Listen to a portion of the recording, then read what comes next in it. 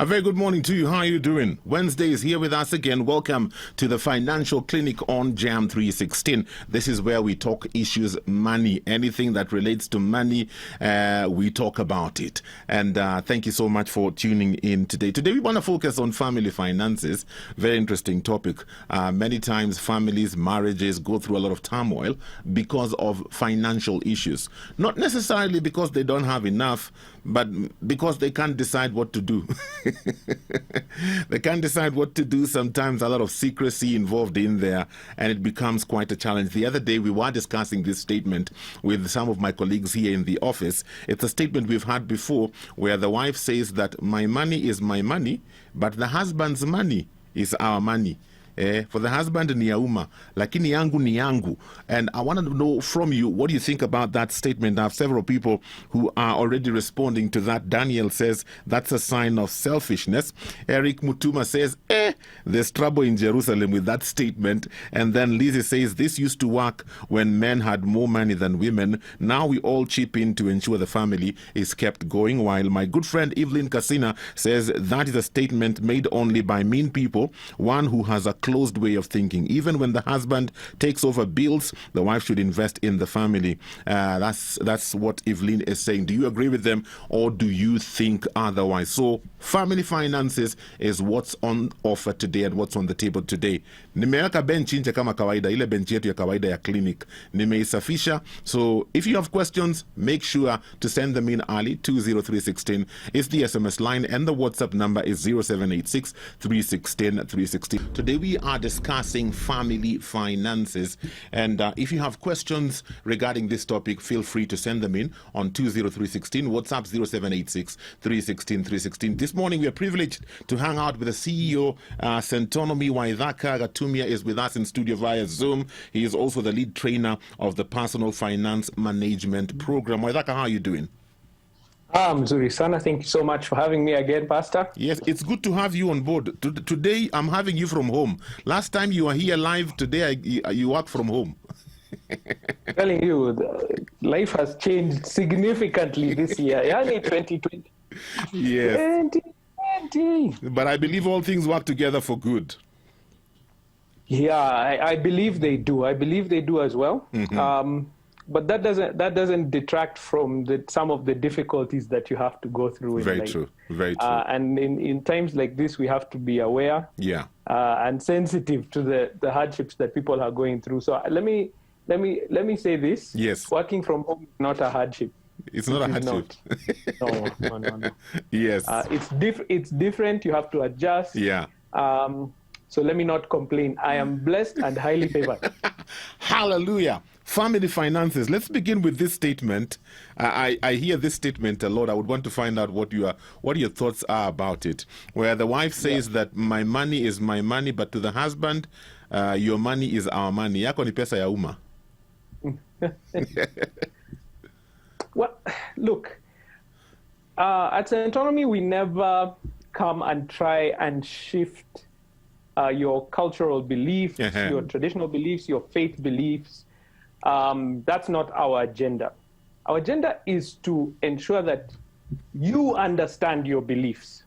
I think the problem with that statement is that often it is done secretly.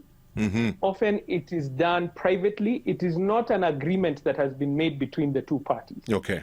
And that is the issue. So the issue is not whether that is a good thing or a bad thing. That's for you and your family to decide. Yeah. The problem is the secrecy around it. Mm-hmm. Because what happens is, in fact, it's so funny that you called me this week, because in our program, the Sentonomi 101, we're actually doing a module this week called Money and Relationships. Hey. And in that class, we don't talk about money.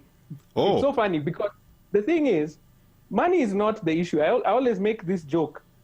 You know, people say that money causes fights in a family. Yeah. And I always ask people, I have never seen money walk into somebody's house and take two people and cause them to fight. No.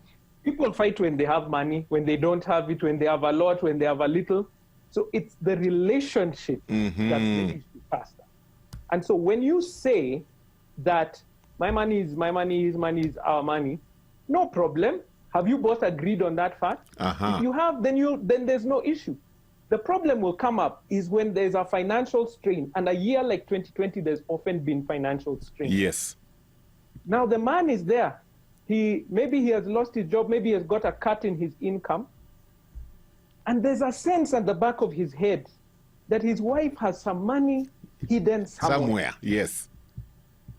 Now, many of the arguments that I've heard is that money is for us. But in his heart, he senses, he feels that there's some, whether that money exists or not. Mm-hmm. And do you see what begins to happen? You begin to tear at the trust that is the foundation of your relationship. Very true.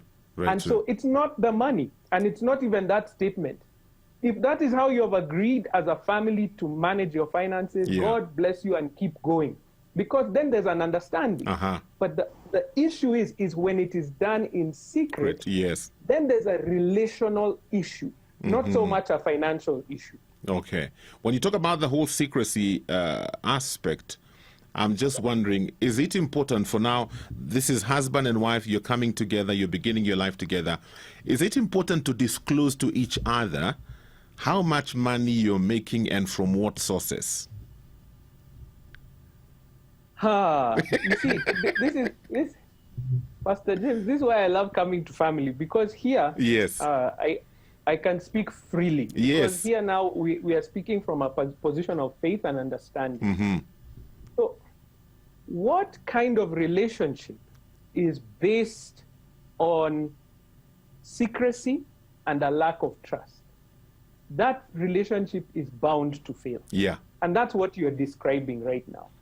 When you describe a situation in which we don't disclose, which business is going to work when partners come together and they don't disclose? In fact, if you've ever seen the contracts that are signed at the forming of a business or the merging of two businesses, they are so detailed that, in fact, there are entire legal organizations that are in place to do this thing called due diligence, which is to discover, do you have any hidden financial issues? Do you have any tax issues? Do you have all these things? If you say, you see this, Pastor, that's why I think you should be the one teaching on this part. Because from your side, I'm sure you've done marriage counseling. If you come into that relationship and you're hiding an element of yourself, you're keeping certain things to yourself, you're not disclosing what is out there, are you really becoming one? That's my question. So in our class, I become very controversial. And Pastor, if you don't mind, can I don't know, can you handle it? Let's go there.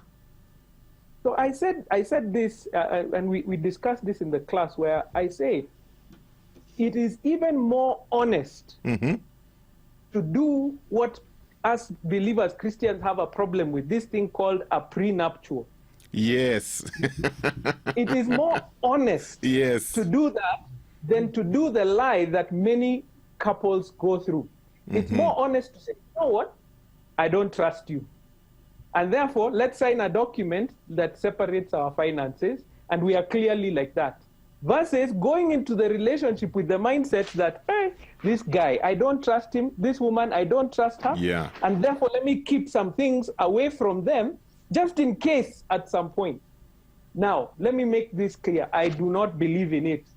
But I believe that it is more honest than what many Christians do. They say, yes, we are one, but in the reality, it is not. And so let us be honest. The issue is not the money. Why are you getting into a relationship with somebody you don't trust? That's the question. That's the bigger question. I cannot trust you with my finances, then it means I do not trust you. So, Pastor, why? You tell me, because you're the one who does the counseling. Me, I'm just talking about the money. Why would you advise a couple who don't trust each other to get married? No. I don't know. No, that relationship is not heading anywhere. It's just the same way you will not transact business with somebody you don't trust. That's right. And especially when it is a merger, when now their actions have an effect on yours. So here's the thing. You find yourself in a situation where, as I said, You know, there's a lawyer friend of mine. He's one of my mentors, and he's a brilliant guy. It's called Stephen, and he told me this. Yes. He told me that contracts are made in times of peace to prepare for times of war. Because when everything is fine, everything is okay, that's the time to write down how we will deal with one another when there's pressure in life. Yes. And so the same applies to our relationships.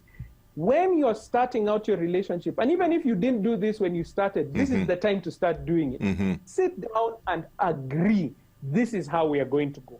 Sit down and say, when we're handling our finances, this is what we're going to do. Yeah. Because if in your relationship you have agreed that for the lady, her money is hers, she keeps it, and for me, the man, it's our money, and we know where it is, everyone understands it. Legally, you have also protected yourselves, because I'm not going to pretend to go in that direction. I want you to get an estate planning lawyer to come and talk about this. But there are legal considerations. Yeah. Because if, for instance, you are in a relationship, but there's a bank account that is in your name, or a property that is in your name, there are legal considerations in terms of protecting your family. God forbid, should you die, they might not have access. In fact, legally, if you have a bank account only in your name, they do not have access to that bank account. So you can imagine what would happen if you are not present, unless you have clear instructions on access to that account. The bank is aware. You know, you're thinking it's just keeping it like that. But so people, you might pass and think you have taken care of your family and find, they can't even access the money that you have kept there. Wow. So this is why it's so important to, in any relationship, it's not even in marriage, any relationship, to agree how you're going to interact with one another. And especially now, as we're discussing today, on the financial side. I'm sure, Pastor, you're very familiar with this. The two things that really affect marriages: sex and money. Yeah. And more often it's money. Yes. That really destroys relationships, because of that element of secrecy, because of that element of we are not working together. How can two work together unless they agree? Yeah. The whole account issue is another issue that usually comes up anytime we discuss issues to do with finances and marriage. The question is always, is it advisable to have a joint account, or everybody should have their own accounts? I don't know what your thoughts on that would be. My thoughts are very simple. Yeah. Don't put all your eggs in one basket. Meaning? That is the principle. Yes. Principle is, don't put all your eggs in one basket. So if you only have one account in one bank, if God forbid that bank fails, you're in trouble. Okay? So even if you decide to go the joint account direction, don't have one joint account. By the grace of God, my wife and I, we've been able to open joint accounts in multiple banks, so that we are trying to cover our risk, so that should one bank not function properly, at least we have some cash flow on another side. Maybe you can decide to do separate accounts in separate banks. But the key factor is this: does your spouse have access should they need, let's say in an emergency? Yeah. And in a year like 2020, the number of emergencies that we've seen, failing businesses, sickness, all those things, can they be able to access the funds as required? Yeah. So you need to make sure that even if it's a separate account under your name, that your spouse, if your intention is to protect your spouse, and I pray that believers, we are there to protect our spouses, is that you will actually give them that access. But if you're going still the joint account direction, don't just put it in one joint account in one bank. You're risking. Simply because. So that the principle is, don't put all your eggs in one basket, but always think about, how can my partner access the funds should they need to? Okay. You know, the assumption for many people is that the man, because he is the head and the lead, Simba wa Inyumba, he should be the one to handle finances. Is this always the case? I think we're very familiar with the saying that two heads are better than one. I love to reference it because it is something that we are familiar with. I know, Pastor, you know Proverbs 31. Mm-hmm. If you think about the woman who's described in Proverbs 31, yeah, she's an industrious woman. Mm-hmm. She's not someone who just sits back and does nothing. She is in business. If you read it, she's yes, doing things that are financially beneficial to the house. Yeah. Let me tell you this. There are many times I have made financial decisions in my home, and my wife, when we talk about it, will say, Wadaka, just let's pray, think about it for a day. Yeah. Let's take a moment. Have you thought about this? Let me tell you this. We are a team. And now, in a team environment, you want to make sure that you have that support from one another. Yeah. That support that is going to, catch some things that you might not catch. I always, in our classes, I always make fun because it's a generality. This is not fact in terms of a hard truth across the board, but we see the trends. Yeah. So you'll find that in a family, most of the time, men tend to take more risk. And that's a good thing. Oh, yeah. Because in your financial plan, you need to take some risk. Yes. You need to be able to, in order to grow. Where there's higher risk, there's usually higher potential return. Yeah. Ladies are more likely to take the security way and save more. So when you come together, look at that.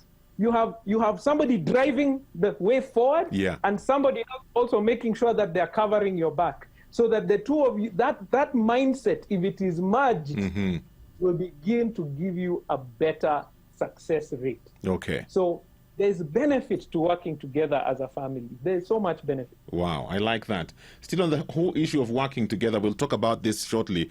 Back in the day, as somebody said, usually it is the man who used to go out and bring home the bacon with some eggs and whatever it is and some bread.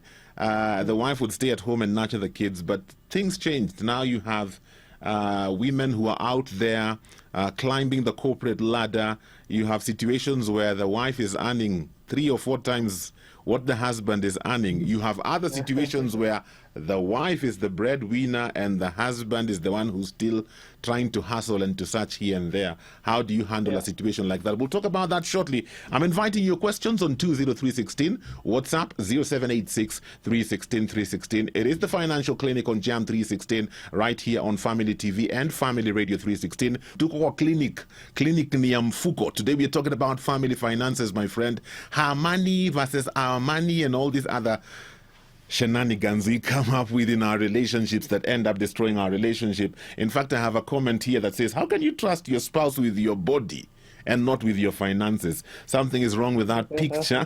Jean Rateng, you're saying according to how the family was designed, the woman is a helper, and so even when it comes to money, she is helping, meaning you disclose everything so that she knows where she is able to help. And then I have another one here that says, good discussion. The second key thing after trust is discipline. If there's no discipline, one partner may be spending, giving all manner of reasons. I don't believe in a relationship where a wife believes her money is hers and the husband's money is theirs. Just like Paul said, such things should not be mentioned. Even this matter of mine and ours should not be mentioned. Keep your SMSs coming through. If you have questions, remember to ask your questions on 20316, WhatsApp 0786 316 316. This morning we are hanging out with the CEO of Centonomy. Oedhaka Gatumia is with us in studio via Zoom. Back to what I had shared earlier. Where I come from, we say Ebindubiche Njanga.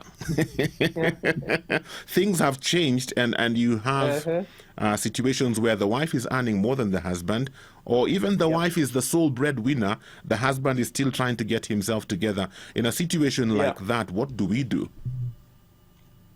You leave. How do we make it work? You leave. I mean, how do you leave? Look, you see, the reason why I'm asking this, Waithaka, is because, like I said earlier, for many people, the assumption is the man is always the breadwinner. The man is the one who always makes the financial decisions. That's your biggest issue, Pastor James. Your Talk to us. Issue is assumptions. Can we stop assuming things? the problem that we have in relationships is I assume, you see, even, please, wives, listen to me. It can be terrible for you. In fact, that's where this whole culture of that secret account came from, because people were burnt. Their fingers were burnt seriously in relationships where the wife was assuming this guy is investing properly. She was assuming that he is investing wisely on her behalf. She was assuming that he has her best interest at her. She was assuming that there's money somewhere. She was assuming that this house is theirs. She was assuming that there was no debt. Stop assuming, ask the question. So it's the same thing. When you are making assumptions, it means you're not in a relationship. You're dreaming. You're believing that there's something out there that is better than what you actually have. Yeah.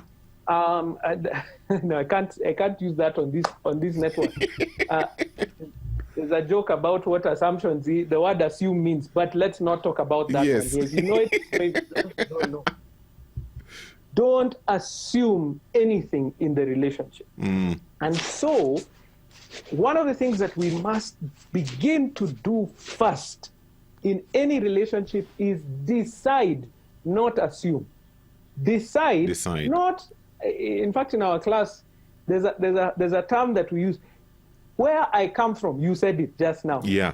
And that becomes a real problem, because where I come from and where you come from is very different. You and wife, even if you come from the same village, that house that she grew up in is not the same as how you grew. Yes. The expectations are different.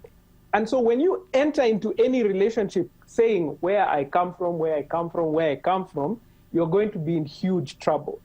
When you come into a relationship, the discussion should be, where are we going? Not where I've come from. I like that. And if it is where I've come from, even if where you're going is still in the same traditional space, in the same cultural space, in the same faith space, no problem, but make sure you have agreed. Because if you assume that you understand one another, hey, pastor, we are both believers. Yeah. But you know, this Bible that we believe in, the interpretation can be so different. Yes. When you go to a different church. This one, the same book that you read, in fact, can even be the same version. They can see you there with one. We can look at the same verse and not quite understand one another. So in order for us to work and walk together, as the Bible says, we must agree. Okay. And what does agreement mean? We sit down and talk and actually discuss. I thank God so much for our marriage counseling before we got married. Yeah. We had a beautiful, beautiful couple, dear friends of ours, a brother of mine from Zambia called Reverend Lovu. Yes. He's now serving in Canada. And he and his wife sat us down and said, they told us, there's nothing to hide here. Say everything. Have you ever lost money? Are you in debt? Yes. Have a real discussion. What's your business situation like? What's your current salary? Because here's the thing. When you look like things are doing, let's say, for instance, you're in a situation, a relationship in which you don't share. Yes. Yes? Yes. So your children come and ask you, Dad, I need some money for shoes. So you give them the money. Good. Your wife comes and asks you, sweetheart, I need some money for this, you give. So from their perspective, they're believing this guy has all the money. This guy is loaded. From your perspective, you are just looking at your bank, your balance is just decreasing in the bank account, and you're wondering, don't these people understand where money doesn't grow on trees? Yes. So the lack of communication in that same space means that one person is getting frustrated, the other one is getting a poor view of life. Yeah. And then when trouble strikes, Pastor, that's when all hell breaks loose. Because the moment that income is not there, see, the wife has been assuming this guy has been saving. Yes. She's assuming there is multiple streams of income. So now there's pressure. She's asking for money he can't give. He's stressed, saying, Kwani, all the money I've been giving, you didn't save any of it. Yes. Assumption is the worst thing. Please, in any relationship you get into, sit down and agree. This is how we are going to deal with the situation. Before we got married with my wife, I told you, I said, when we went through the counseling, we were forced to agree. Waidaka. Yes. Your wife is extremely talented. She is well educated. She is brilliant. what will you do if she earns more than you? Eh? You know, for a moment, then you have to sit back and think, what will you do? And and we had an honest, open discussion about it. And we said, you know what? We are in this together. It is a team effort. The problem is not whether you earn more or earn less. Is it, are you being productive? Are you contributing to the plan and the purpose that God has given you? Yes. Are you walking the path that God has called you to? Because sometimes that path may mean that you don't have an income for a period of time. You see, we're people of faith. Yeah. And if God calls you and says, go on a mission, but your wife is working, you go. And what will you do in that moment? So we sat down and we agreed. And you know what? It happened, Pastor. It happened. I've been married now 8 years. Within that there was a period of time, my wife was actually earning more than me. Wow.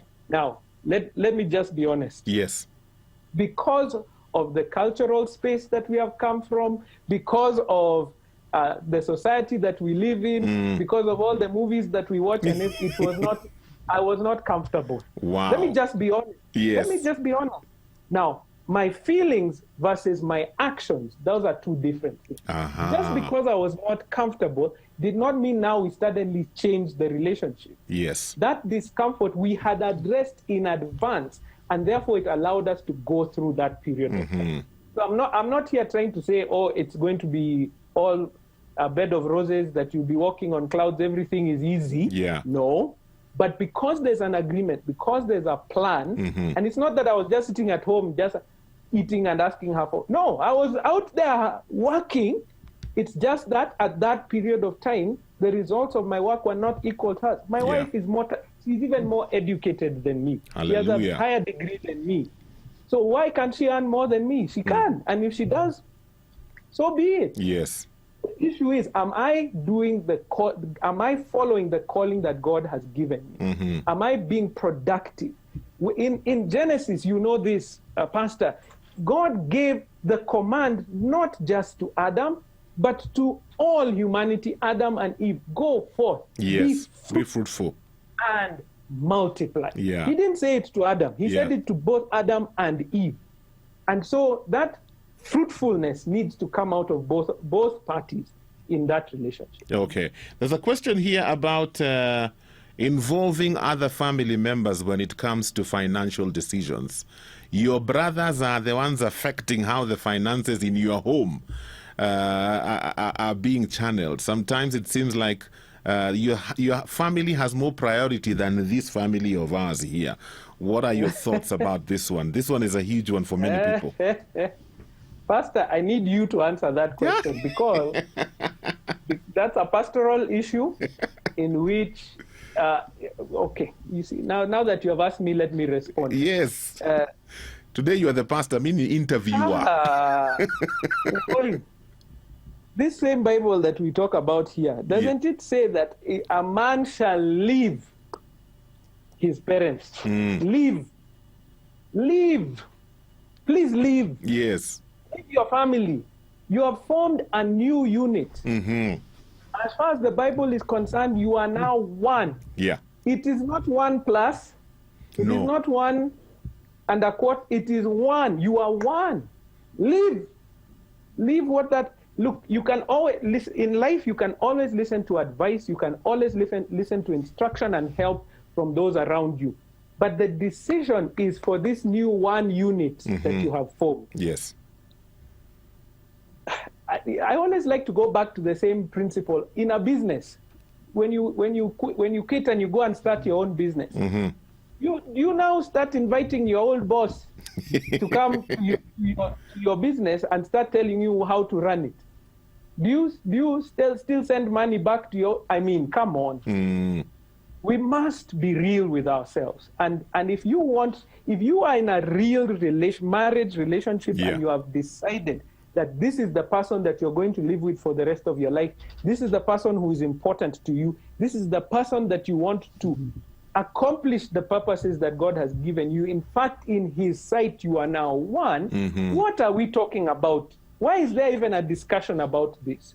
So it's not wrong to help your family members. Yeah. No. It's not wrong to listen to instruct. Please, we must learn from one another. They might have an experience that is better than yours, but within your family, you make the decisions as one. Okay. Now, one of the tools that is extremely useful in managing that situation is what is called a budget. The problem is if you don't take control of your finances and budget for family support, there can be pressure. Because then the discussion is, hey, but last month you sent 10K to your parents. Yes. This month, how come I can't send 10K? Because we didn't budget.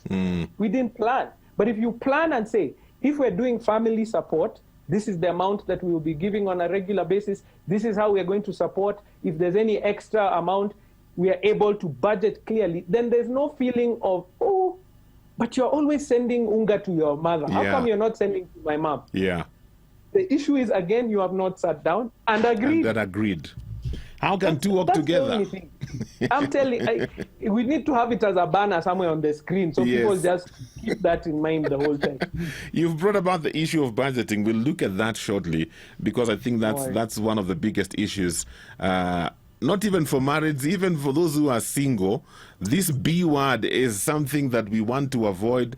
You know, we don't know how to go about it. We are being told that you live within your means, work with the budget. Many of us don't even know where to begin. So we'll talk about how to put together a family budget. And then also, before we run out of time, I'd also want us to discuss about the future, you know, because we have to invest and we have to grow our money. How do we do that as a family? It's about 20 minutes before we get to saa tatu asubuhi. Reure tusikizane vile tunasikizanaga kila siku. Don't wait until 5 minutes to 9 and then you bombard me with like 56 questions. Sitakusaidia. I'll just look at them and say maybe next time when we have this topic we'll get into them. So, wife, husband, if you have questions and if they're very sensitive, you know how we do it. You say, I have a friend who has this issue. And then he asks the question. 20316 is the SMS line. WhatsApp number is 0786 316 316. It is the Financial Clinic. Family finances is what we're talking about. We're hanging out with the CEO of Centonomy, Waithaka Gatumia, in studio with us via Zoom, inviting your questions to come through on 20316. WhatsApp on 0786 316 316. Waithaka, before we talk about the budgeting and the investing, there's an interesting question here. A parent is asking, is it important to involve your children where family financial decisions are concerned, especially if they are of age? You know, they're into their teenhood, early adulthood. Is it important to involve them? 100% yes. Please. We learn from our experiences. We learn mostly from our homes, from our culture. Yeah. Finances are very poorly taught in school. At Centonomy, we would not be in business if people were learning properly in school. You know, if we were taught the issue that the reason that we are in business at Centonomy is because we are educating people on this issue of finances, and it's because in the home it was never discussed. You didn't know where was money found, how was it generated, how was value created, how was the savings culture, what was the opportunities that were coming through. So yes, please involve your children. And you begin to see from the research that has been done, you begin to see where wealth is passed from generation to generation consistently. When you find it to the third, fourth generation, it's because the children were actually involved. A great example of that is the Indian community here in Kenya, where you find a child is involved in the business from. In fact, I wonder about the labor laws, whether they're actually being followed, because I always give the example of a butchery near my place down here, where I was served at the till by a 7-year-old. The guy took my money, he typed in the amount, put it in the register, and gave me my change. Can you imagine? He's 7. By the time he is 24 and he's leaving college, how much experience in business does he have? Wow. Then there are other families in Kenya where parents have formed a great business. The child has no idea. First of all, they don't even know where the business is, where it is. They have never. If they were in the car waiting in the parking to pick somebody up, you. they've never been inside. Can you imagine what life lessons you would learn sitting at the feet of those who are there? That is what mentorship is. You begin to see that passing on of knowledge. And, you know, the knowledge is not just sitting in a classroom and being taught. It's going into the world and experience. How do you deal with a client? How do you deal with a customer? Yeah. How do you put your money aside? What are the investment options? Please involve your children in those decisions and begin to train them as early as possible. I think the last time that I was here, we spoke about the fact like simple things such as for young kids, if you're going to go shopping with them, do a shopping list with them. With them, yeah. Sit down and actually say, look, what are we going to get? And you show them, we're going to buy unga, sugar, whatever we're going to, and you write, these are the things. Okay, so what do you need? So for them, they say, I want ice cream, not ice cream today. Okay, I want a lollipop. Fine, lollipop, it's here on the list. When you go to the supermarket, you begin to see a huge difference in them. What are they now going to be looking for? The things you listed. Yes. In fact, they'll be the ones helping. In fact, the first item they're looking for is lollipop. And when they get it, make it a big deal. They say, well done. And you strike it off the list. And you say, you have now done a good, and you keep doing the same. So you're teaching them the principle. When they grow older, here's the thing, Pastor, that we make a mistake as parents here. Yeah. We don't teach our children discretion. What do I mean? Pastor, you have kids, yes? Yes. They ask you, Dad, I need 2,100 shillings for shoes. What do you give them? We have to have a discussion first about these shoes. No. You have agreed they need shoes. Yes. They have told you the amount is 2,100. What do you give them? I'll give them 2,100. Very good. Big mistake. What's the mistake? Where is the discretion? So what we are teaching them is any money you receive, spend it. Okay. I get you. Begin to teach them that money that comes in, you don't have to spend it all. So a great way would be they need 2,100, give them 2,500. And then ask them when they come, where is the 400? Yes. That is changed. Yes. Okay. If they've made some decisions that are poor, like they bought something that was out of the way, have a discussion about it and help them in that way. Begin to teach them, where can we put that 400 bob? How do we begin to work with it? So in their mindset, they have not learned that every shilling you get, you spend. Yeah. Pastor, we train at St. Autonomy in organizations because we're always called in, for onboarding. Yeah. And please talk to these college students. Yes. It's a huge issue because that's how they've been taught their whole life. Wow. The moment they receive their first salary, they have been taught any money you receive, what do? You spend. On a bonda raha. So you find they have gotten a job. They don't even have a thought about I need to save and invest. Sometimes even bus fare. They don't have bus fare for the next month. I'm telling you, they probably can manage the idea of bus fare, but there was no thought to the future. So once the bus fare is finished and you find there's an extra 2,000 in that account, that 2,000 will be spent before the next salary shows up. Wow. So let's begin to train our children discretion. Give them a little bit more and then have a discussion about it. There's a wonderful lady in our class. She had a beautiful idea. She used to pay her kids for some work they would do. Yeah. Now, there's a whole discussion about paying kids for chores and stuff. Yeah. And you can have a discussion in your own home. I think if you do things that are outside of their normal responsibilities, you can pay for them. Yes. But I don't believe in paying children for making their bed. You need to make the bed. Definitely. That's it. Anyway, so she said, let's say they wash their neighbor's cars or whatever, and they get some cash. So she would say, I owe you 2,000 bob. Okay, so here is 2,000. So she gives them 2,000. Yeah. Oh, wait. Then she takes back 500. Yeah. This goes into your pig. She literally takes the money. She gives and then takes it back and puts it in a piggy bank for them. What you're doing is preparing your children for life. So please include them in those discussions. Okay. Before we run out of time budgeting, This family budgeting manenos, sometimes it becomes the elephant in the room that we don't want to talk about. Okay. Wow. I don't know how much time I have. Let me do this. Let me say this. Mm-hmm. A budget, let's give it a better name. Because people, when they hear budget, they get frustrated. Let's call it a spending plan. How are we That sounds better. Yes. Okay. And the thing about a budget is not to restrict, but actually to release potential. I like that. The budgeting process that we go through is the issue. Mm-hmm. We usually start our budget by, I earn 50,000 shillings. Good. Yeah. Where does it go? So you say, I have 50, so I'm going to pay 20 in rent, I'm going to pay 15 in this, I'm going to do, until the money is finished. That's how we budget. Yeah. I want you to change the way that we budget. Do this. For the next 1 month, I told you this, you know.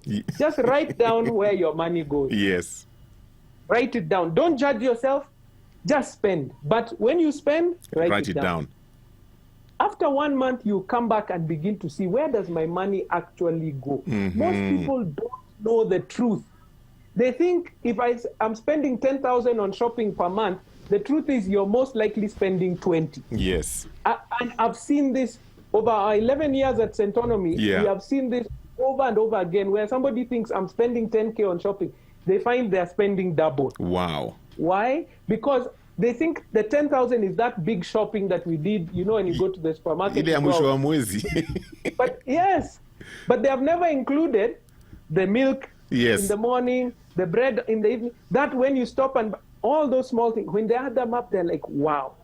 So once you've done that, now you go back to your budget and you now begin to allocate based on what you want. Yes. Wasn't it you, Pastor, who told me that after you tracked your spending, you were shocked you were spending, was it 500 bob on chewing gum? On tropical mints. Mints, yes. Tropical, yes. Yes. I have a good memory. I remember you telling me that. That was me. And can you imagine 500 bob? I'm sure if you went to the shop and bought a big bag of tropical mints, it would be cheaper than the ones you're buying on the street. Yes, very true. So if tropical mints are important to you, then buy them logically. Yeah. So when you're doing your budget, do a household budget. Mm-hmm. Don't do a budget where, your budget is to take care of rent, what. No. As a couple, do it together. Even if the responsibility falls on you to cover certain costs, let those costs be joined in one document so that you're able to follow through and plan. So on our website, centonomy.com, we've got some information about an ABC budget. We didn't have enough time to go through it here, but you can go on and just learn for free. Okay. Where you can begin to see, how do I now allocate to the things that are important, the things that are not important, and everything else. So that you can now it's especially useful because of times of stress. When there are times of stress, you need to know, what do we cut out? Yeah. When there's times of great wealth, you also now begin to understand, how do we invest that? So even your investment plan, because I know that's where you want us to go next now, should be a joint investment plan. Yeah. Couples, listen to me. Write this down. The key to a happy retirement is income, cash. One of the biggest problems we are dealing with right now in our training at Centonomy is we have people who are asset rich, but cash poor. Okay. So they have plots. And if you add the value of all those plots where they've been buying throughout their lives, the value of those plots is 50 million. But they're just plots. There's no cash. And so you retire and you find yourself cashless. Yeah. So when you're getting to that financial freedom, you're getting to the point where you have assets that are putting money in your pocket. Cash. So as a couple, you need to be planning on how to invest so that at the point of retirement, you have income earning assets. Another big asset that people purchase and think they're doing well is their home. Yes. This home is now worth 10 million, 30 million, great, but it does not put any money in your pocket. And so you find somebody, they have a 30 million house. Yeah. Wonderful, but they are poor. They are still asking their children for cash. I'm sure you have many listeners who are sending money home to their parents who are living in their own home. I thought the home was security. Yes. It's not. So we need to think about an investment strategy that will put cash in our pocket. And that should be your priority number one. Okay. Because I always tell people, if I have 30 million shillings worth of apartments, each one of them paying me, let's say, 10K per month, and there are 10 of them, so that's 100,000 shillings. I can even rent and I have no problem. Yeah. But I have 30 million in my house, my home, and I have no other investments. How do I eat? That's where you find people now in retirement selling their home, renting their home, but it was the place they wanted to live. So we really now need to think through that as families. How are we going to have cash in our retirement? We work with the Retirement Benefits Authority. And they say for most workers, their pension will only cater for 30% of their needs when they retire. So how do we bridge the gap of that 70% that we needed? I think that's a whole topic that we will need to discuss one of these days. Let me tell you. That's an important topic. But let me leave you with this one thought, because I know you want me to disappear now. In any relationship, there are two words that will help you with your finances. If you keep these two words on top of your mind, you'll find great success. Clarity and openness. Clarity is we understand this is how we work. In our family, my money is our money, her money is hers. We have agreed, clarity. Or we have agreed in our house, everybody works together, it's a team effort, clarity. That's up to you. I'm not going to decide for you. The second one is openness. Once you have agreed this is how it is, everyone understands the current position where we are. Without openness, there's room for assumptions and you're going to be in trouble. Wow. Waithaka Gatumia, it's always a blessing to have you on board, my friend. You're so full of wisdom. Thank you for agreeing to talk to us today. By God's grace, by God's grace, by God's grace. Awesome. I hope you've been able to find something that will help you with your family finances. One of these days, we'll talk about that whole aspect of investing for the future as a family. For this and more of our shows, log on to www.familymediaonline.com to enjoy a wide variety of programs from current affairs to testimonials and features, pastoral and inspirational shows, kids entertainment, and so much more. Also stream live on www.familymedia.tv.